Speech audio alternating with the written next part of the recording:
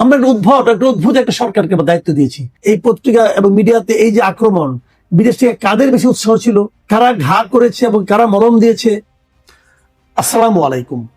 যেদিন শরীফ ওসমান হাদির মৃত্যু সংবাদ দেশে আসলো, সেদিন ঢাকা শহরে বিভিন্ন জায়গায়, দুটো মিডিয়াতে, প্রথম আলো এবং ডেইলি স্টারে, যে ভাঙচুর, লুটপাট এবং অগ্নিকাণ্ড হলো, পাশাপাশি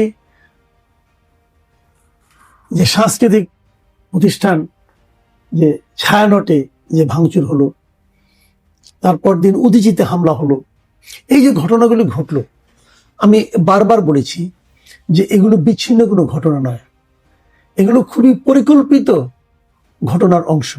আজকে আমরা দেখলাম যে সংবাদপত্র মালিকদের সংগঠন, সম্পাদকদের সংগঠন, এরা একটা প্রতিবাদের মতো আলোচনা করেছিল।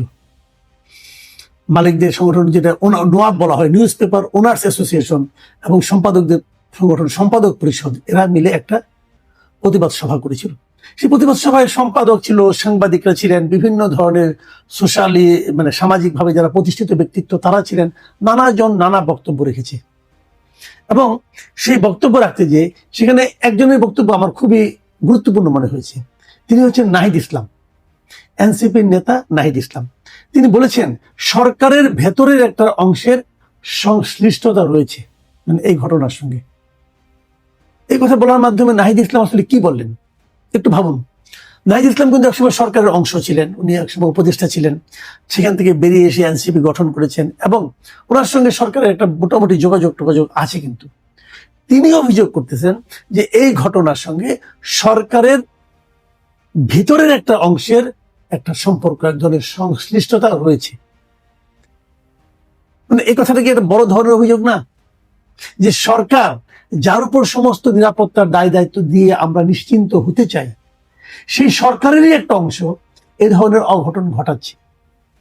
এই অভিযোগ আমার মতো এলেবেলে লোক করে নাই, কিন্তু একটা বড় রাজনৈতিক দল, একটা গুরুত্বপূর্ণ রাজনৈতিক দল এনসিপি, আর যিনি আহ্বায়ক সেই নাহিদ ইসলাম, যিনি সাবেক একজন উপদেষ্টাও ছিলেন, তিনি এই অভিযোগটা করেছেন। তিনি বলেছেন আমাদের স্লোগানগুলো ব্যবহার করে তারা সেখানে আক্রমণ করেছে এবং সেটার পক্ষে সম্মতি তৈরি করেছে।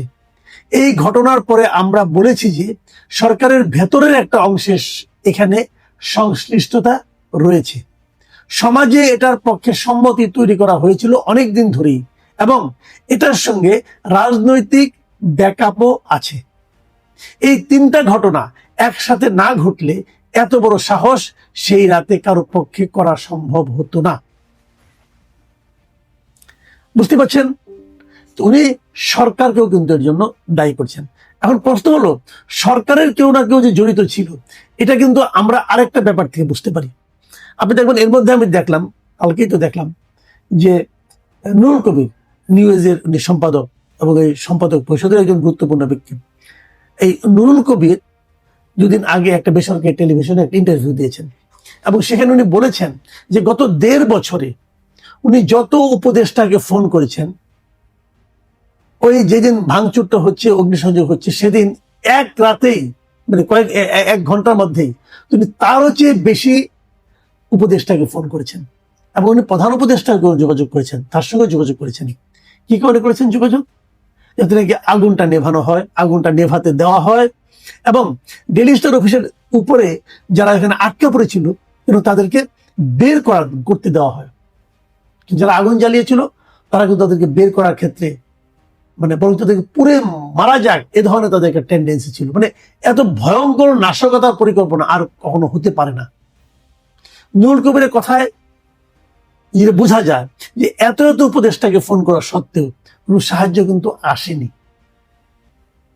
কেন আসেনি? কেউ কি আসতে বাধা দিয়েছিল?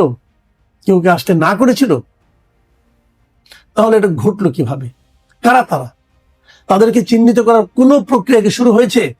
আমরা দেখেছি এর মধ্যে প্রথম আলোর পক্ষ থেকে একটা মামলা করা হয়েছে, প্রায় 400-500 জনকে আসামি করে তারা মামলা করেছে। বেশ কয়েকজনকে ধরাও হয়েছে।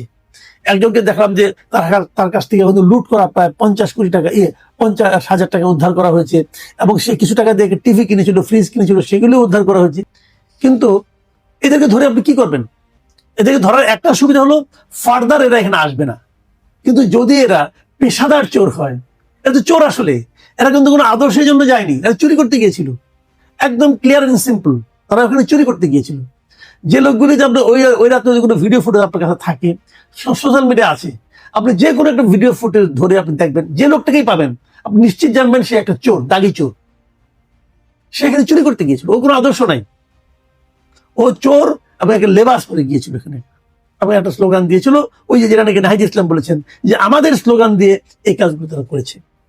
তো তাদেরকে ধরেন, কোনো সমস্যা নাই। এই চোরগুলো এরপরে এই ধরনের চুরি করতে যাতে একটু চিন্তা করবে সেকেন্ড টাইম, যে আমাদের যে গেলে তো আমাদের ধরে নেবে এবং বিচার হবে। কিন্তু আমার প্রশ্ন হলো, এই চোরগুলোকে উৎসাহটা কে দিয়েছিল, এই চোরগুলোকে কে পাঠিয়েছিল, সেটা কি দেখা দরকার না? যদি সেই লোকটাকে ধরতে না পারেন, যদি সেই লোকগুলিকে আইডেন্টিফাই করতে না পারেন, তো আগামীতে তো আবার একটা অঘটন ঘটবে, আগামীতে আবার যাবে। সেগুলো কারা হবে?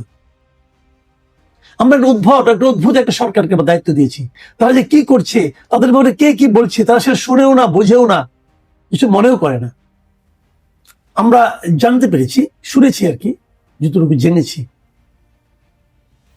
যে আজকালকের মধ্যে, মানে কাল পরশুর মধ্যেই সম্ভবত আরেকজন উপদেষ্টা নিয়োগ করা হচ্ছে, এরকম শুনেছি, বাজারে শোনা যাচ্ছে। সেই উপদেষ্টা কি হবেন, তাকে কোন পোর্টফোলিও দেওয়া হবে, এবং এটাও শোনা যাচ্ছে সম্ভবত তাকে স্বরাষ্ট্র মন্ত্রণালয়ের দায়িত্ব দেওয়া হবে। তাহলে কি, হ্যাঁ, আমাদের বর্তমানে স্বরাষ্ট্র মন্ত্রণালয়ে যিনি দায়িত্ব উপদেষ্টা আছেন লেফটেন্যান্ট জেনারেল জাহাঙ্গীর আলম চৌধুরী, উনি ব্যর্থ, এতে কোনো সন্দেহ নাই, এতে কোনো সন্দেহ নাই, উনি চূড়ান্তভাবে ব্যর্থ হয়েছেন। কিছু বললে পেঁয়াজ আলুর দাম টাম নিয়ে আলোচনা করেন, সন্ত্রাসের কথা জিজ্ঞাসা করলেন, এবং হাস্যকর সমস্ত মন্তব্য করেন, করে মানুষের কাছে হাসির পাত্র ইতিমধ্যে উনি হয়ে গেছেন। কাজেই এখানে পরিবর্তন তো অবশ্যই প্রয়োজন ছিল, কিন্তু কাকে আনা হচ্ছে? এখন যদি কেউ বলে যে এই বিশেষ লোকটাকে এই দায়িত্বে আনার জন্যই এত কিছু ঘটানো হলো, বলা হতে পারে জাহাঙ্গীর সাহেবকে, ভাই আপনি তাহলে আলু পটলের দাম নিয়ে থাকেন, উনি পারবেন। এখন উনি যে পারবেন সেটা কে বুঝলো? সেটা কি বিদেশ থেকে কেউ বুঝিয়েছে? মূল আশঙ্কার জায়গাটা হলো এখানেই, মূল আশঙ্কার জায়গাটা এখানেই। বিদেশ থেকে কে বোঝালো? বিদেশ থেকে কারা বোঝায়? বিদেশ থেকে কারা দাবি করে? এই ঘটনায়, এই পত্রিকা এবং মিডিয়াতে এই যে আক্রমণ, বিদেশ থেকে কাদের বেশি উৎসাহ ছিল? কারা বলেছে, কারা ঘা করেছে এবং কারা মরম দিয়েছে? আমি কিন্তু আরেক হারেই বললাম, কারণ আপনারা বুঝে নিন, আপনারা সব বুঝেন, সব জানেন, খালি বলতে পারেন না। আমি একটু জাস্ট আওয়াজ দেওয়ার চেষ্টা করলাম।